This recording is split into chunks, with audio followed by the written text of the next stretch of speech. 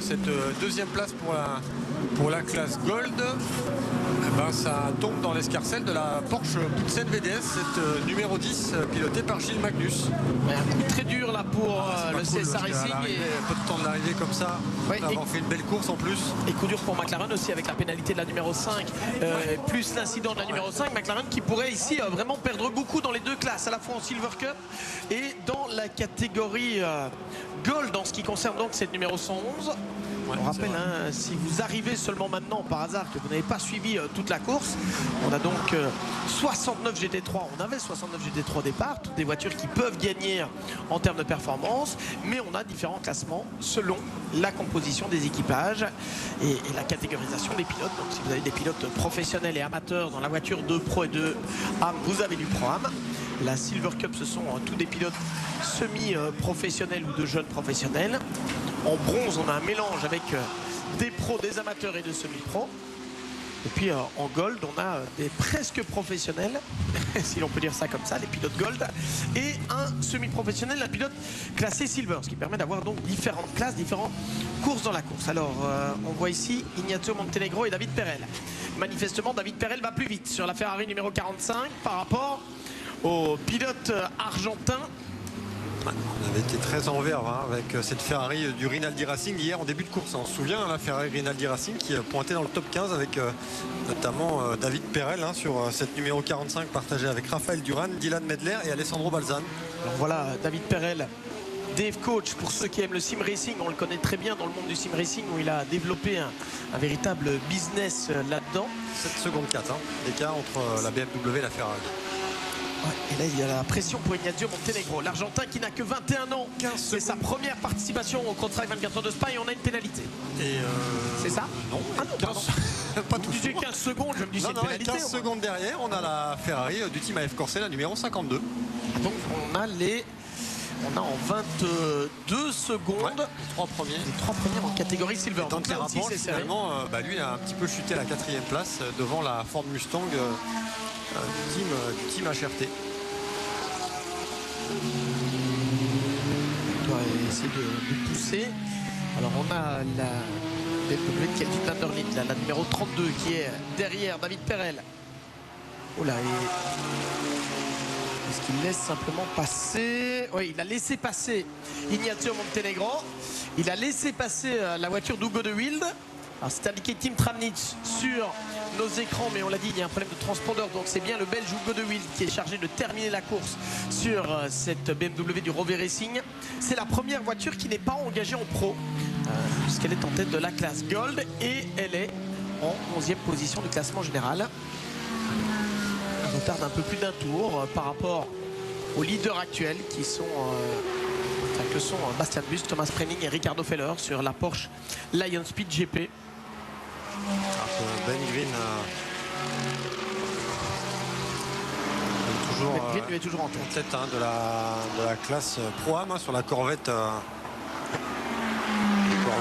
George JMR.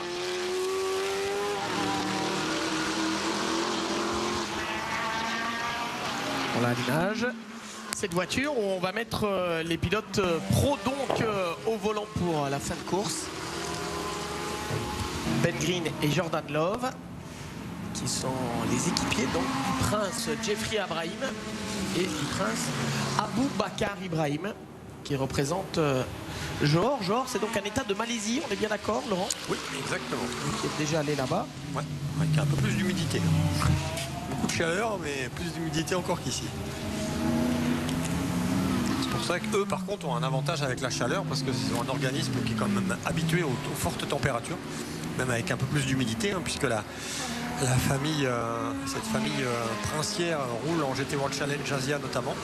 Alors qu'on a ressorti la Mercedes du team GetSpeed Barton Bros. C'est un petit peu comme l'autre voiture de PCX, on a mis pas mal de tape à l'avant. Le fameux scotch américain dont nous parlait Kevin Ramparts. Alors on va essayer d'aller chercher des points en fait puisqu'on est 8e de la catégorie Silver Cup. On rappelle que des points sont attribués aux 10 premiers. Ça a été le cas après 6 heures de course, après 12 heures de course. Les 9 premiers, 6 heures et 12 heures. Ah oui, exact. Et aux 10 premiers après la course. Ouais. Mais c'est vrai qu'on a les 9 premiers lors des classements intermédiaires. Ce qui veut dire que même une voiture qui abandonne, si c'est après la 12e heure, peut avoir marqué des points. Dans le cadre des Crowdstrike 24 heures de Spa, c'est une particularité dans ce championnat de l'Endurance Cup. PCX, on l'a aussi le Type 1, Kevin. Il est blanc là. Oui, pardon. Mais ça a bien regardé. tenu hein, parce que ça a été mis il y a quelques heures quand même et ça tient bien votre histoire de Type 1. Je sais pas si c'est vous qui êtes allé le mettre. Mais... Ah non mais c'est fabuleux, c'est vraiment l'outil. Si vous n'avez pas ça contre, avant de partir sur un week-end de course, vous êtes foutu. Hein. Par contre on l'a dit, il faut pas rouler de nuit hein, parce que là ça va être complexe. Ah vous l'adaptez après. Ah faut couper. Vous avez l'impression d'être un peu borgne quand même effectivement si vous avez seulement un côté qui est clair et l'autre pas. Mais on n'aura plus de nuit messieurs, c'est promis, on a déjà effacé la nuit des 24 heures, celle qui apporte toujours... Il suffit avec une grosse averse et on pourrait avoir besoin des phares, c'est ça que vous voulez dire, oui. Ouais. Non, mais... On a déjà vu le ciel se couvrir très fort ici. Mais bon. Tient à la pluie ou pas? Oui, quand même. Ouais, ça va. Enfin après, oui, ça dépend où on l'achète. Race control to all teams. Light rain reported on the start-finish straight in front of the F1 pit lane. On a de la pluie annoncée. Pluie légère. Ce qu'annonce le directeur de course Neil Wittich au niveau du départ, au niveau des stands F1. Pluie légère. Light rain. 30 secondes. 73 minutes du drapeau à la Ça ne va pas changer grand chose, mais on a 30 secondes de pénalité pour la McLaren numéro 58, pilotée actuellement par Tom Fleming. Voiture donc qui veut juste récupérer des points à l'arrivée, hein, qui est 6e en Gold Cup. Il y a quand même quelques points à grappiller hein, pour cet équipage de la numéro 58 avec Benjamin Goethe et Louis Pret. Vous avez vu que Mathis Jobert est en train de revenir sur Hugo de Wilde.